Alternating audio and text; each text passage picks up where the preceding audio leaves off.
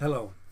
As we're getting ready to start writing, there is one element I'd like to introduce to you, which, if you can master it now, will save you an enormous amount of trouble on into the future as you write in Spanish. And that's understanding where accent marks are placed and really what their purpose is.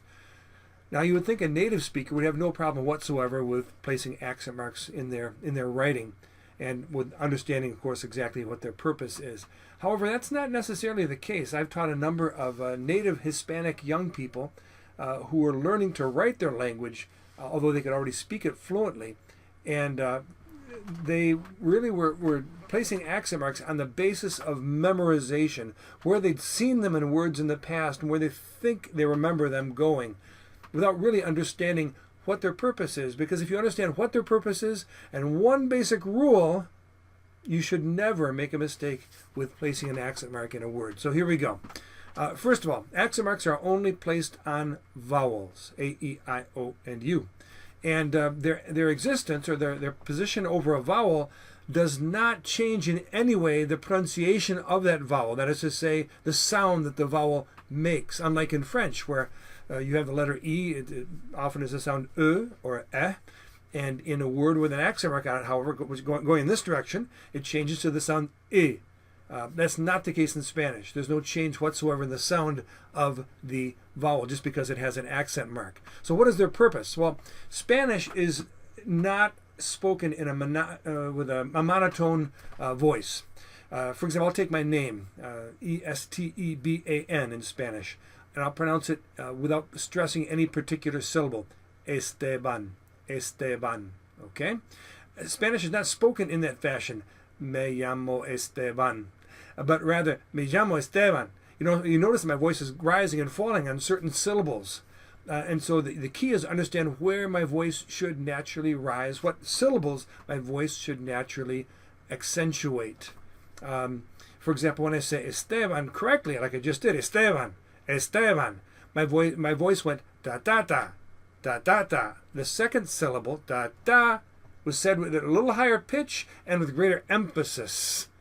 Da-da-da-da, Esteban. Okay?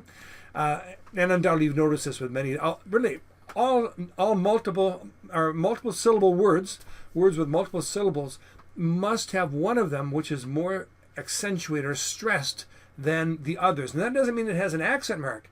It just is that any word in Spanish, if it has more than one syllable, will have greater stress given to one of the syllables. For example, I walk, camino. Yo camino a la escuela. No, there's only one syllable, so there's no particular syllable which is stressed more than another. There's only one. But camino, my voice rises on mi, a la, those are single syllable words. Escuela, notice my voice also rises on que, escuela. Okay, so how do we determine which syllable should be stressed in a multisyllable word? So let's take a look at a few multisyllable words and see if we can determine where the stress should be placed. I'll choose some words that are very well known because they correspond to good old Mexican food, and you'll recognize them easily. And you probably already say them correctly, which makes it pretty valuable, as you'll see as we go along here. Here's the first word, burrito. Burrito. Notice how I not only am stressing the second syllable, but as you see it in writing, you see that I've placed made the second syllable a different color to emphasize where that stress is. Enchilada, enchilada. Tortilla, tortilla. Taco, taco. Frijoles, frijoles. I'm not saying frijoles or frijoles. I'm saying frijoles. The second syllable is being emphasized, right? Guacamole, guacamole. Tamale, tamale. And now we're talking about the people who sell these in a Mexican restaurant, for example, and who prepare them, and I who buy them. Okay, just listen to how these vowels or these verbs, I should say, are pronounced. Venden, ellos venden y preparan comida mexicana. Venden, preparan. Okay, again, you see what syllable is accentuated. Now, referring to what I do, I'll speak to you. I'll say you eat and you buy and you eat. Tú compras y comes. compras, comes. All right. Of all these words you have right here, all of them share something in common. What syllable is stressed? You can't say it's the second syllable, can you? Because guacamole has 4 syllables. And it's the third syllable in that word that's stressed. So you can't look at it that way. Which syllable is being stressed of the 4? How would you describe that? Okay, I'm not going to tell you. I'm going to give you some different examples now on the other side of the screen.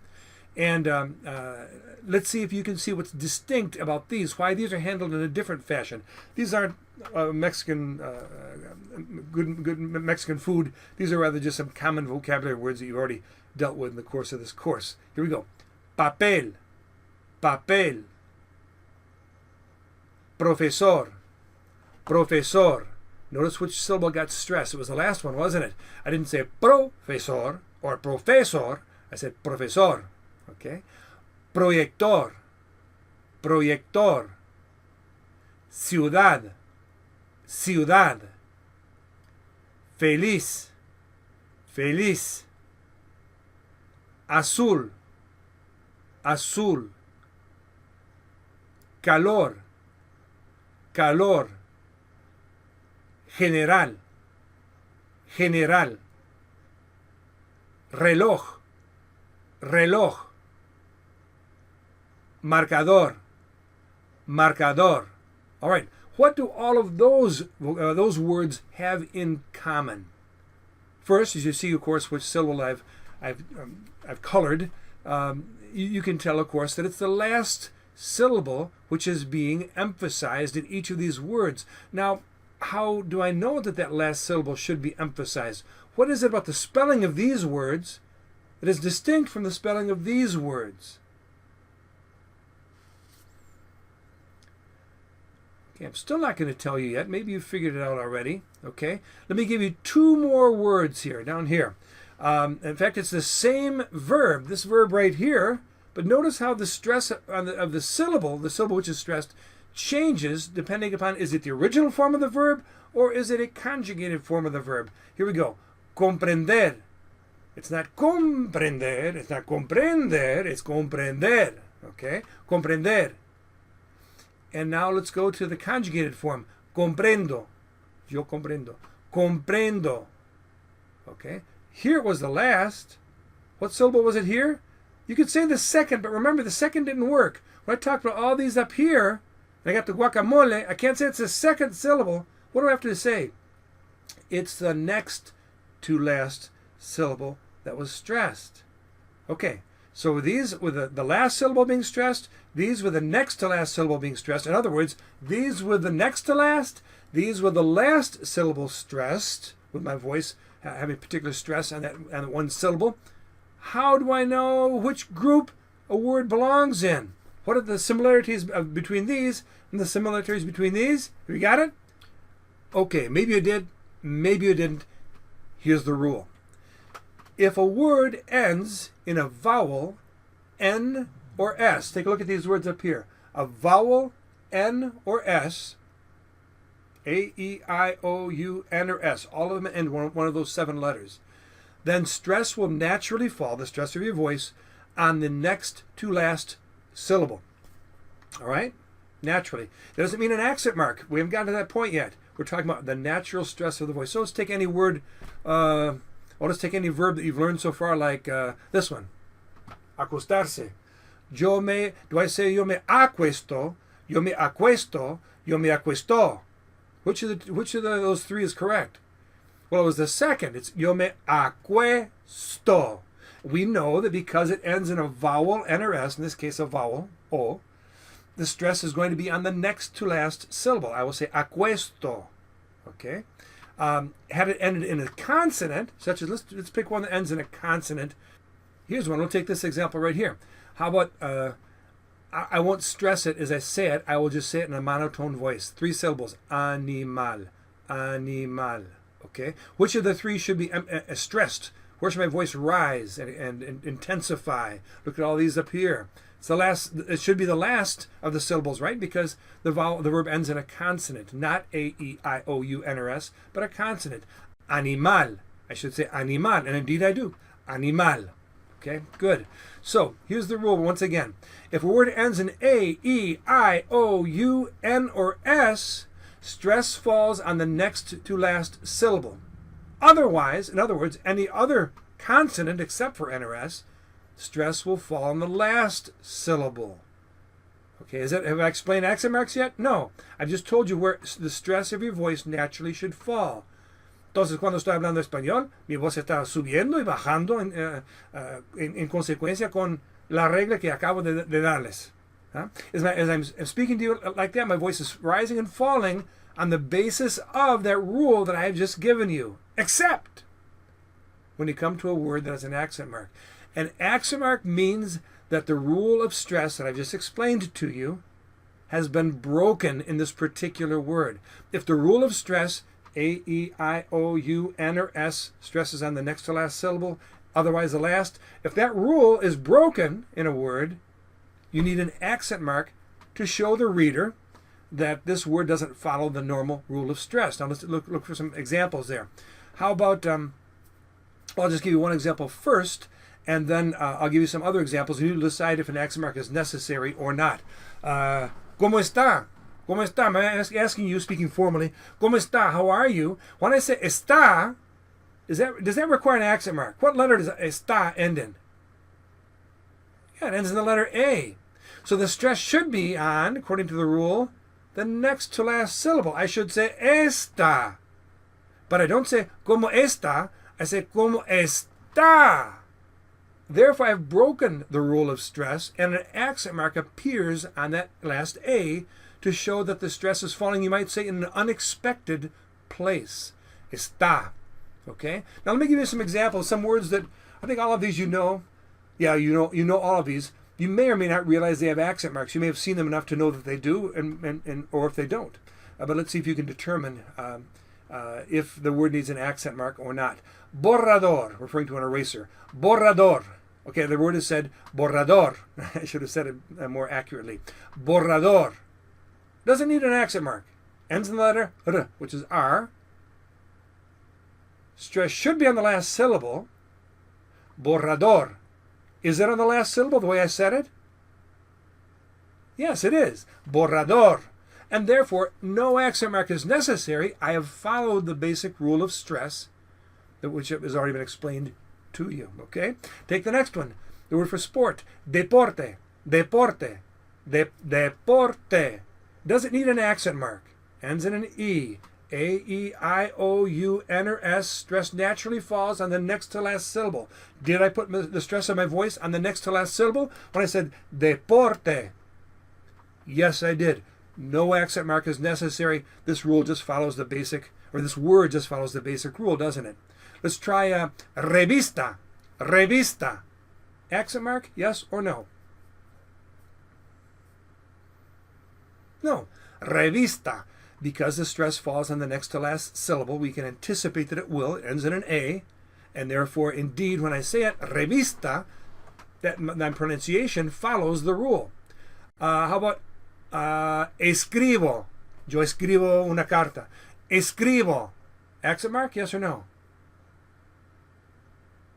No. Stress falls on the next to last syllable. That's what the rule tells us it should. Ends in an O, and therefore a vowel. And therefore it falls on the next to last syllable. If I were to say to you, escribo, well, yeah, that would require an accent mark because it would be on the next to last syllable. Or if I said escribo, yes, I'm putting the stress on the last syllable with the word ending in a vowel. That breaks the rule. Escribo would require an accent mark. But you don't say escribo, and you don't say escribo, you say escribo. So no accent mark is necessary as you write it because the rule of stress has been respected. Let's try this word right here. Teléfono. Does this need an accent mark? Teléfono.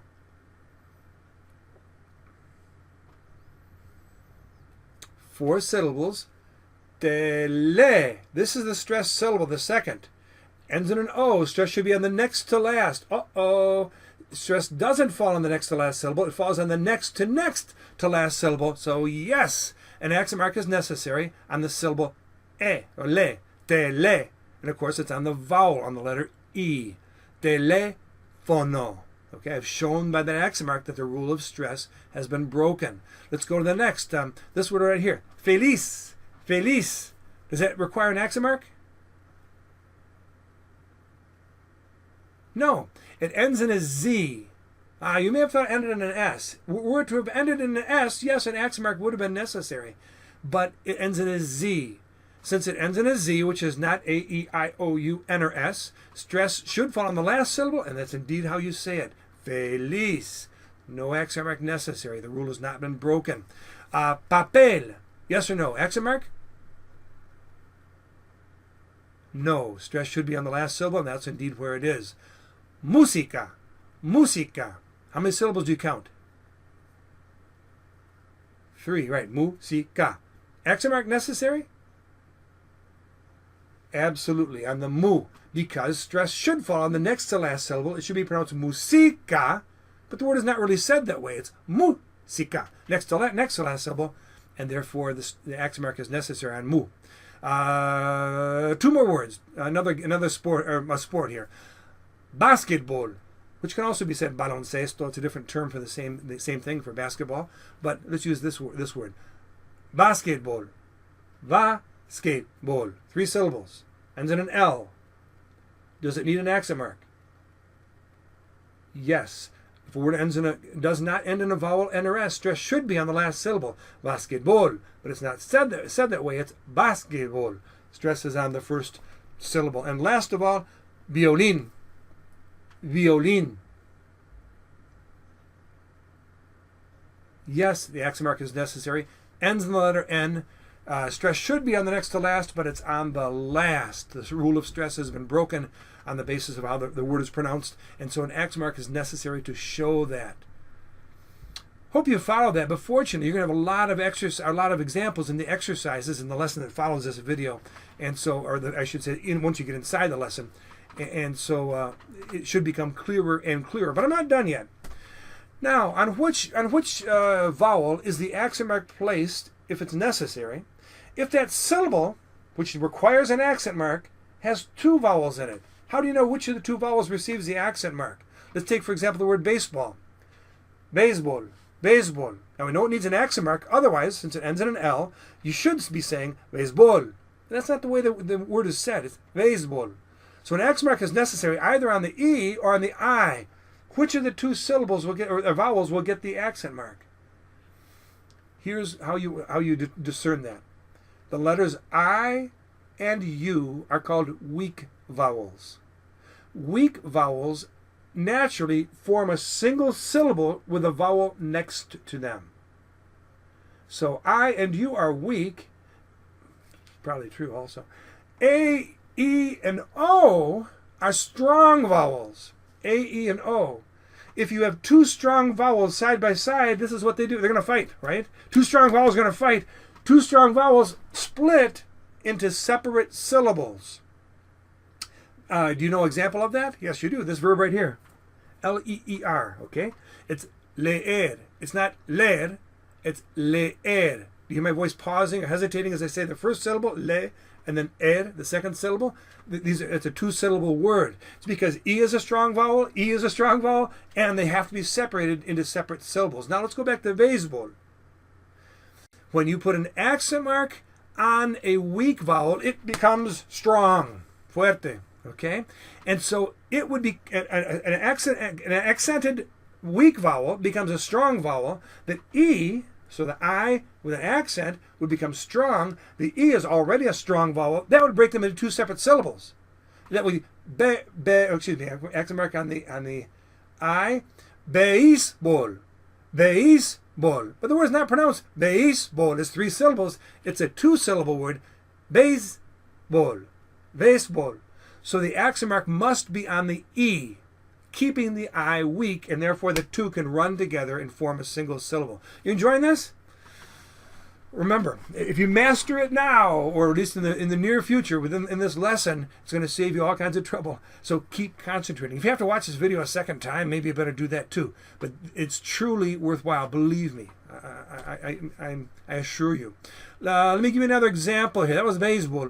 How about let's take. Here's the word for pharmacy. You haven't learned this yet. A pharmacy is farmacia. Farmacia. You see the last two letters are I and A. Which of the two is a weak vowel? Okay, it's the I. A is a strong. If you have a weak and a strong, they run together and form, and two weaks do the same, run together and form a single syllable. Let's listen to the word. Farmacia. Okay? If I just say cia is a single syllable, that means that the I must remain weak. And because if I put an accent mark in the I, that would be farmacia. I would be making a strong vowel, separating those two vowels into two separate syllables, and I don't want to do that. Now, you know lots of words, or you know some words probably, like a pizzeria, okay? In Spanish, it's, not surprisingly, pizzeria, pizzeria. Hear the ria, ia. Those are two separate syllables. I'm not saying ya any longer, like I did in farmacia. I'm saying pizzeria. So the I that makes the sound I in Spanish must have an accent mark in it in the word pizzeria in Spanish, because I've made this into a strong vowel. This is already, the A is already a strong vowel, and so we're breaking them into two separate syllables. Pizzeria. Okay? So farmacia would not have an accent mark. Pizzeria would. Okay. I'll give you a couple more examples, 4 more examples. Puede, for example, he can. Él puede. Puede. Puede is composed of u, e, as you see up here. U is a weak vowel. E is a strong one. If there's no accent mark on the u, they're going to run together and form a single syllable. Do they, the way we say it? Do those two run together and form a single syllable? Yes. Puede. Just two syllables. Puede. And by the way, which of the two syllables should be accentuated as I say it? Look at the last letter. E. It's a vowel. Stress should be on the next to last syllable, and it is. Puede. Therefore, no accent mark is necessary. The rule of stress has been respected. Okay? Let's try another one. This is the word for a bakery. Panaderia. We just talked about pizzeria. Panaderia. Panaderia. Okay? Is an accent mark necessary? Look at the word, see how it's spelled. Panaderia. Okay? Ends in a vowel. Stress should be the next to last syllable, but I is a weak vowel. A is a strong vowel. That means normally they'd form a single syllable. Do they when I say panaderia? No, they don't form a single syllable. They form two separate syllables. And so the I must have been made strong. What makes a weak vowel strong? It's an accent mark. And so panaderia. The I has an accent mark on it. Panaderia. Here's a word you know very well. Again, it has an IA at the end. Familia. Familia. Is there an accent mark in the word? 3 syllables. Familia. No, ends in an A. It's a vowel. Stress should fall on the next to last syllable, and indeed it does. Familia. No need for an accent mark. The rule of stress has been respected. Last example here. Cafeteria. Cafeteria. There's a word you know. Cafeteria. Accent mark necessary? Yes, on the I. The I has become strong, separating it into a separate syllable from the A. Therefore, cafeteria. Accent mark on the I. Well, you think you got the idea? The exercises and a lot of practice will give you the idea. The key is remembering if a word ends in A, E, I, O, U, N, or S, stress will be on the next to last syllable, the stress of your voice. Not an accent mark, the stress of your voice. If a word ends in any other letter than these 7, it will be on the last syllable. The stress of your voice will be on the last syllable. If that rule is broken, an accent mark becomes necessary. That's the most important point. But you think you got it? Unfortunately, there's one more point. The last point is a simple one. There are 2 uses of accent marks. Accent marks exist to show the rule of stress, the normal rule of stress has been broken. But accent marks also exist to show the difference between 2 identically spelled words. Okay, I could give you a few examples, but I'll just give you two that you know up to this point. This is when I want to say you, speaking to you familiarly. I say, what is this? Yeah, it's tú. Just recently you've learned how to say your. If I'm speaking to you familiarly and I'm saying your, not me, but yeah, that's tú also. So tú and tú. One means you, one means your, spelled identically, T-U.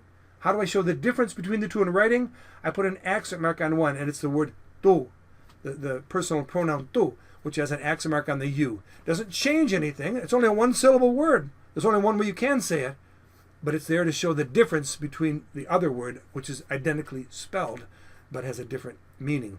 What's another example you know? This one. Talking about some guy, él. As opposed to the word the. The masculine way to say the, for singular, is also él, spelled E-L. Both of them are spelled E-L. To show the difference between he and the, there's an accent mark on él, meaning he, which shows that it's different from the word él, which means the. Okay, so that's a less common, less difficult, less challenging, probably, usage of accent marks than the first of the two, but I needed to mention it to you at this time. Well, I think that's good enough. Let me make sure I haven't forgotten anything. This lesson is going to have both words that you don't know and words that you know. The ones that you don't know, you'll have to listen to how the word's pronounced, look at how it's spelled, and see if an accent mark is necessary or not. I think that's it. So, adios. Oh, wait a minute. Adios. Accent mark in the word or not? It's not as easy as that, because you've seen adios written in English many times in some, who knows, in a story or something of that nature, the word adios thrown into the story. And the problem is it's not necessarily spelled correctly when people are writing an article or a story in English and they throw the word adios in. So you apply the rules. You determine, is an accent mark necessary in this word or not? How many syllables do you hear? Adios. Yep, there are two. Okay? Ends in an S. If a word ends in an S, where should the stress of your voice fall? Naturally, without the need for an accent mark. Where should it fall? Yeah, the next to last syllable. Therefore, you should say adios. Do we say adios? No, we say adios. So the rule of stress has been broken, correct? There must be an accent mark on that second syllable, the dios. Okay? Now, there are two vowels. Which of those two vowels gets the stress? The I, or I should say, excuse me. Which of the two vowels gets the accent mark? The I or the O? Nice. You said O, didn't you? Because if you put it on the I, what would that do? You'd be making that weak vowel strong. You'd be breaking the I and the O into two separate syllables, and we'd have to say adios, adios. And that's not right. We all know it's adios. So at this point, you've done a good job. That's the spelling of adios. Your turn now to go to the lesson and to carry on with a few more examples. Ciao.